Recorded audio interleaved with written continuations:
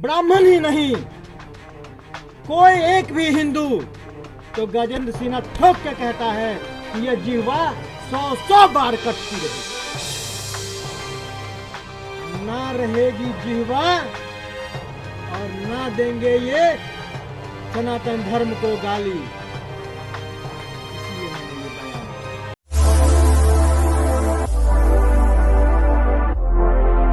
नमस्कार, मैं अंतोष कुमार और आप देख रहे हैं देसी बिहार। अभी बीजेपी के पूर्व नेता गजेंद्र झा पीसी करने वाले में पीसी में वो क्या कुछ बोलते हैं, पहले सुनिए। कट कीजिए। सबसे पहले आप सभी मीडिया बंधुओं को बहुत बहुत नमस्कार। एक प्रश्न जो बहुत दौड़ रहा है आप सबों के दिमाग में, बार बार मुझे फ़ोन आता है, सोशल मीडिया के माध्यम से बार बार मुझे पूछा जाता है कि आपने यह विवादित बयान क्यों दिया। तो सबसे पहली बात ये कि गजेंद्र झा के बयान को विवादित आप लोग समझते हैं, आप लोगों ने इसे विवाद का नाम दिया है, मैं इसे विवादित बयान नहीं समझता। पहली बात तो ये। दूसरी बात ये कि मैंने बयान क्यों दिया। तीसरी बात जो सबसे ज़्यादा प्रश्न हो रहा है कि जब जीतन राम मांझी ने माफ़ी मांग लिया फिर गजेंद्र झा अपने बयान पे अटल क्यों। चौथी बात, जीतन राम मांझी ने कहा है कि गाली मैंने अपने समाज को दिया। पांचवा अहम बात, उन्होंने खाने का भोज का व्यवस्था किया है। सारे मुद्दों पर हम लोग बारी बारी से बात करेंगे। पहले आपके पहले प्रश्न का जवाब दे दूं, ये आज की बात नहीं है साथियों, ये बार बार हो रहा था। जीतन राम मांझी कभी बोलते हैं राम का कोई अस्तित्व नहीं है, कभी बोलते हैं हिंदू धर्म दुनिया का सबसे कमजोर धर्म है, सबसे घटिया धर्म है, कभी वो बोलते हैं ब्राह्मण है, वो शब्द मैं यूज नहीं कर सकता। एक ऐसा व्यक्ति जो हिंदू है,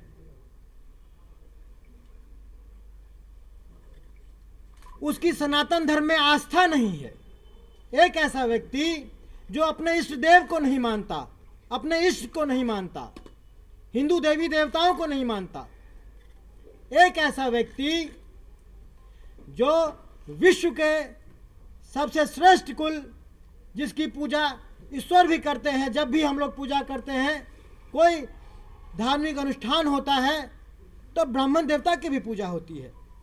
ये सनातन काल से आ रहा है, ये सनातन का एक सौभाग्य है, क्योंकि ब्राह्मण बल है,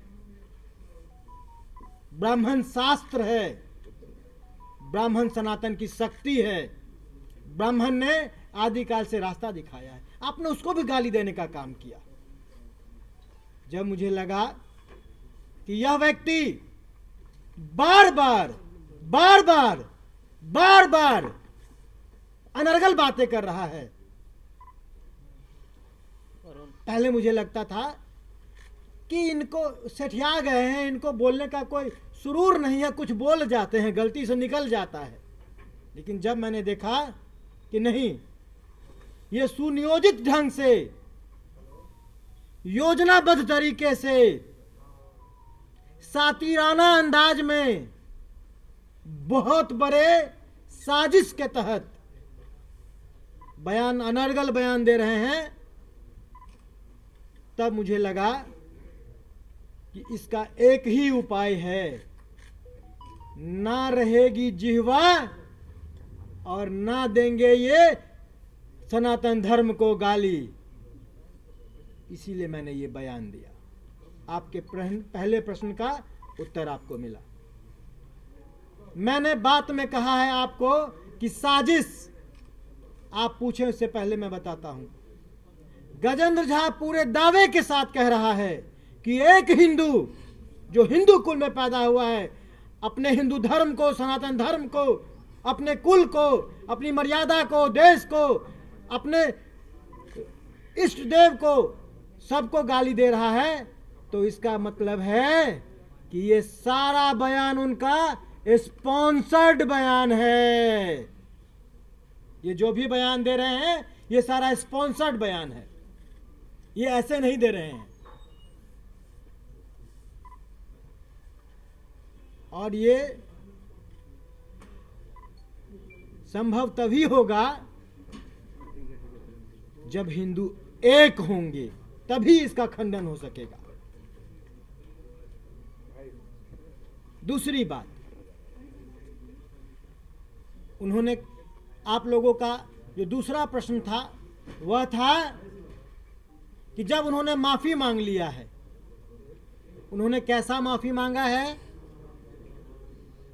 उन्होंने माफी मांगने में भी गाली का प्रयोग किया और बड़े दावे से कहा कि ऐसे ब्राह्मण, वैसे ब्राह्मण, ऐसे हिंदू, वैसे हिंदू को मैं गाली देता रहूंगा। ए माजी जी सुनिए, ब्राह्मण कैसा होगा, ऐसा होगा कि वैसा होगा, ये आप तय करेंगे।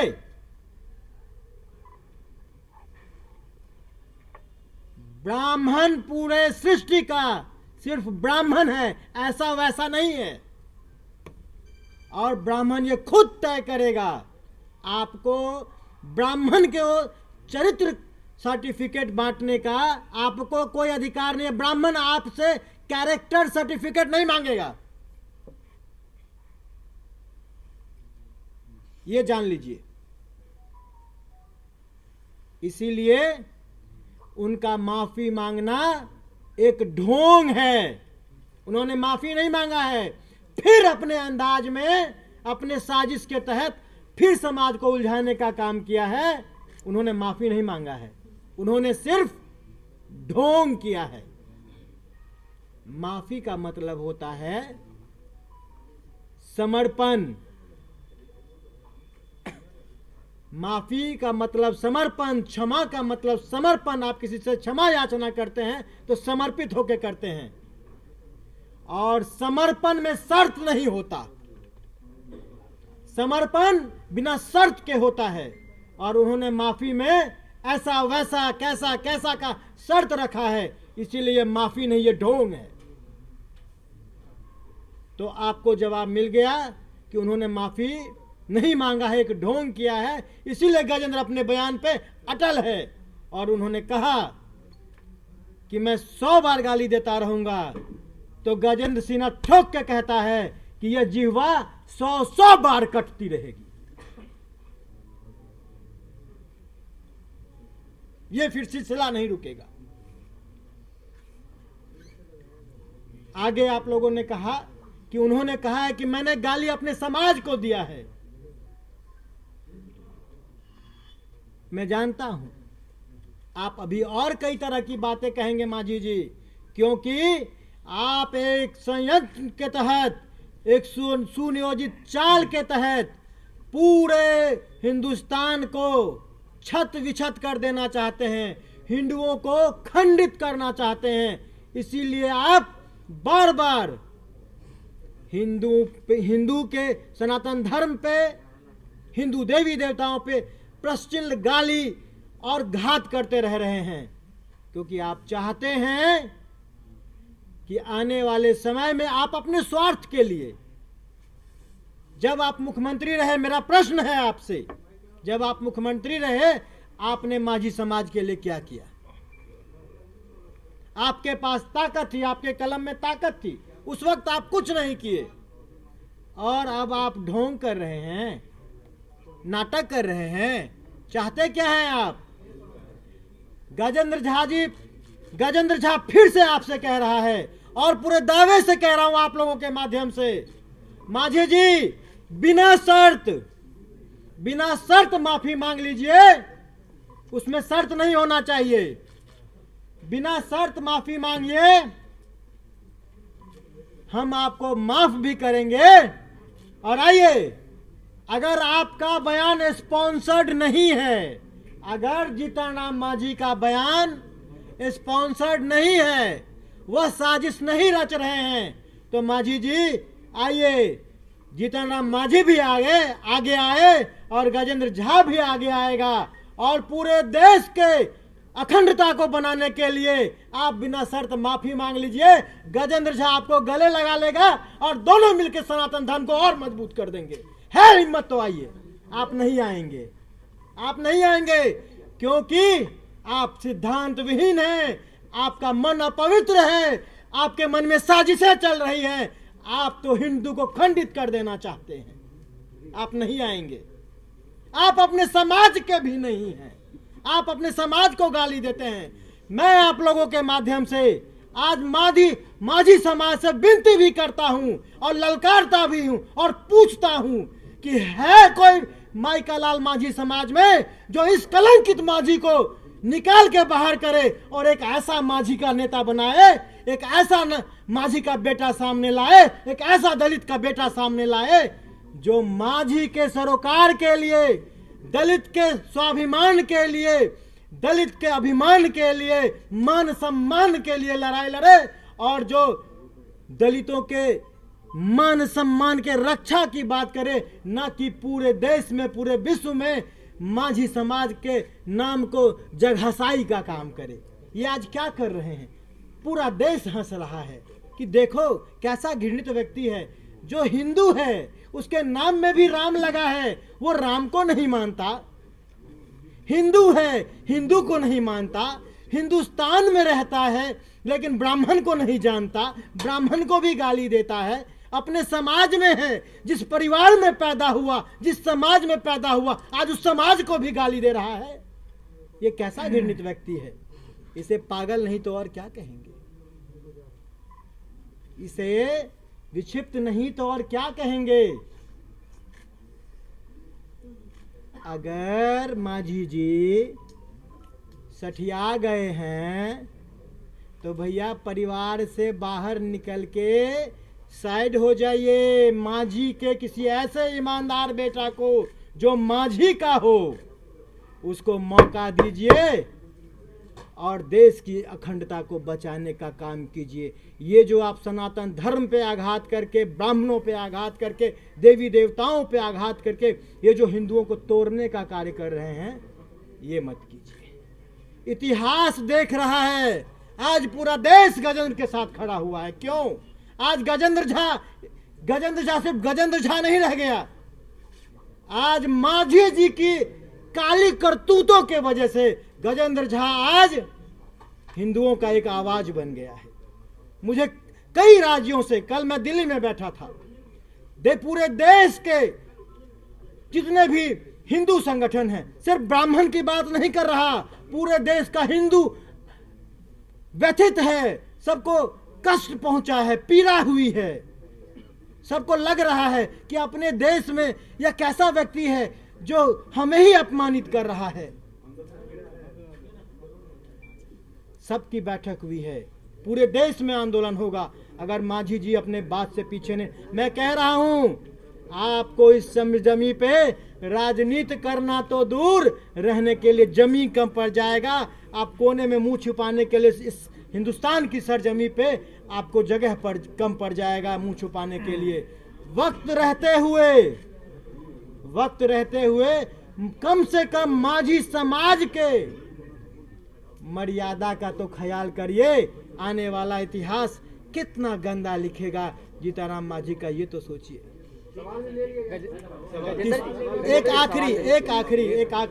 आखिरी प्रश्न था भोजन का, आखिरी प्रश्न था भोजन का, वो ले लीजिए, उसके बाद फिर मैं आपके सवालों का जवाब दूंगा। उन्होंने जिस भोजन का व्यवस्था किया है, ब्राह्मण ही नहीं, कोई एक भी हिंदू वहां अन्न ग्रहण करेगा जिसकी मनसा साफ हो, जिसकी सनातन धर्म में आस्था हो, जिसके मन में पवित्रता हो, जिसका हृदय निश्चल, निर्मल और विशाल हो। अगर ऐसा कोई भी दलित हो तो मैं कह रहा हूं उस घर में भोजन अपने हाथ से बनाऊंगा भी मैं, पकाऊंगा भी मैं, और हर एक दलित के यहां खाने भी जाऊंगा। लेकिन मैं आह्वान करता हूं जीताराम जैसे कलंकित व्यक्ति के ऊपर जब तक वो माफी नहीं मांगते, एक भी हिंदू वहां अगर अन्न ग्रहण करता है तो वो हिंदू द्रोही है, सनातन धर्म का वो घातक है। किसी भी कीमत पे एक भी हिंदू वहां ना जाए, क्योंकि बात सिर्फ ब्राह्मणों की नहीं है, बात सनातन धर्म के रक्षा की है। क्यों मौन है ये हिंदू, ये देश क्यों मौन है? अब जगना होगा। नहीं जगेंगे तो ये जो मौन, अपने छोटे छोटे स्वार्थ में जो मौन पड़े व्यक्ति हैं, उसका भी इतिहास लिखा जाएगा और काले पन्नों से लिखा जाएगा।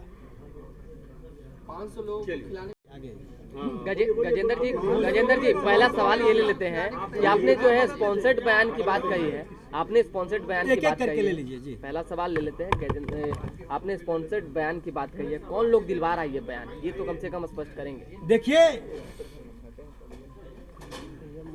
सनातन धर्म के विरुद्ध में, मोबाइल पीछे की जगह, स्पॉन्सर्ड बयान की जो बात है, सनातन धर्म के विरुद्ध में, देवी देवताओं के विरुद्ध में, हिंदुस्तान में रहने वाले हिंदुओं के विरुद्ध में बयान आ रहा है, तो ये कौन लोग होंगे?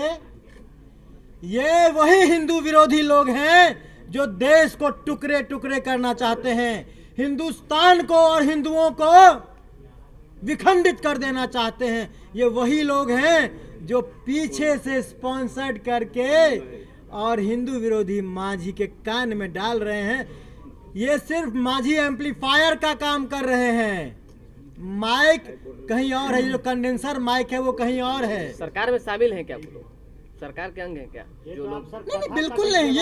ये तो हिंदू विरोधी ताकतें हैं भाई, वो जहां से भी आ रही है। ये बेहतर यही होगा। ये नहीं, मेरा किसी सरकार, सुनिए मेरी पहली बात सुन लीजिए। सारा जिस ओर है, जिसके साथ हैं या जिसके साथ थे, किस पर देखिए, मेरा किसी राजनीतिक पार्टी, आप लोगों को पता होगा, मैं गर्व से कह रहा हूं कि मैं आज पार्टी से निष्कासित सिपाही हूं। जब था तो ईमानदारी से था, आज हिंदुत्व का नाम लेने के लिए मैं जिस कुल से निकला हूं, उस कुल पर जिसने प्रतिघात किया, उसका अगर मैंने प्रतिकार किया तो मुझे निकाला गया है। तो मैं इसीलिए, किसी राजनीतिक दलों को सरकारें बनानी और चलानी है, उनको अपना काम करने दीजिए। गजेंद्र आज सनातन धर्म के लिए झंडा उठा लिया है, मुझे उस विषय में बात करने दीजिए। ये हिंदू विरोधी ताकतें हैं, चाहे जो भी हो। कल पटना बेहतर होगा कि मांझी जी को पूछिए। पटना उच्च न्यायालय में जनहित याचिका दायर की गई है। मेरे खिलाफ आपका इशारा पाकिस्तान की तरफ है क्या? क्योंकि आप राजनीतिक पार्टियों के नाम नहीं बता रहे हैं, आपका इशारा कहीं पाकिस्तान की तरफ तो नहीं है? देखिए, हिंदू विरोधी लोग कितने हैं, कौन है, कहाँ है, ये सब आप लोग भी जान रहे हैं। देखिए, मेरे खिलाफ जो याचिकाएं दायर की गई, कई जगह से मुझे पता चला है, कई जगह मेरे खिलाफ याचिकाएं दायर की गई हैं। मुझे बार बार धमकी भी मिल रहा है, जान से मारने का, घर से उठा लेने का, कई तरह का सोशल मीडिया पे भी आ रहा है। गजेंद्र का सर अब झुकेगा नहीं, कट जाएगा, ये मंजूर है। डाल दो मुझे काल कोठरी में, अभी तो एक परशुराम खड़ा हुआ है। मुझे हाथ लगा के तो देखो, इस हिंदुस्तान के घर घर से गजेंद्र झा पैदा। बीजेपी ने तो आपको बाहर का रास्ता दिखाया है। अच्छी बात की सर, बहुत अच्छा लगा। सरकार नहीं है, क्यों? बीजेपी ने आपको बाहर का रास्ता क्यों दिखाया है? भारतीय जनता पार्टी एक राजनीतिक दल है। जब मैंने बयान दिया था तो स्पष्ट कर दिया था आप लोगों के माध्यम से कि मेरे बयान से भारतीय जनता पार्टी का कोई सरोकार नहीं है, क्योंकि मैं एक राजनेता से पहले एक राष्ट्रवादी हूं, मैं एक राजनेता से पहले एक हिंदुस्तानी हूं, मैं एक राजनेता से पहले एक हिंदू हूं, और मैं एक राजनेता से पहले एक ब्राह्मण का बेटा हूं, ब्राह्मण कुल से हूं। तो मुझे अपने धर्म ने ललकारा, मुझे मेरी जिम्मेदारियों ने ललकारा, सनातनी का कर्ज अदा करने के बीजेपी ने लिए जो नोटिस दिया है, तो नोटिस राष्ट्रवादी पूरे पार्टी प्रकरण है। में गजेंद्र जी बीजेपी की भूमिका को कैसे देखते हैं? नोटिस दिया गया आपको बीजेपी की तरफ से, कैसे मुझे जवाब जो देंगे? नोटिस दिया गया है, मैं प्रदेश कार्य समिति का सदस्य हूँ, प्रदेश पदाधिकारी हूँ नहीं था। जब मुझे नोटिस मिला, मैं प्रदेश पदाधिकारी था, मेरा निष्कासन जिलाध्यक्ष ने किया है। आप लोग बताइए, सिपाही डीजीपी को बर्खास्त करता है क्या? ये संविधान है क्या? मेरी बर्खास्तगी अगर हुई तो वो प्रदेश या केंद्र के नेतृत्व के द्वारा होनी चाहिए थी, क्योंकि भारतीय जनता पार्टी का संविधान कहता है, उन्होंने अनुशासन समिति का हवाला दिया है। भारतीय जनता पार्टी के किसी भी जिला में कोई अनुशासन समिति नहीं होता। अनुशासन समिति प्रदेश में होती है, अनुशासन समिति केंद्र में होता है। लेकिन मुझे निकले जाने का कोई गम नहीं है, मेरे ऊपर याचिकाएं हो, मैं जेल में जाऊं, मुझे कोई गम नहीं है। भारतीय जनता पार्टी अपनी राजनीति करे, मुझे उससे भी कोई लौट कर जाएंगे क्या? दोबारा पार्टी में जाएंगे क्या लौट कर? गजेंद्र जी, इस पूरे प्रकरण में बीजेपी की भूमिका को कैसे देखते हैं?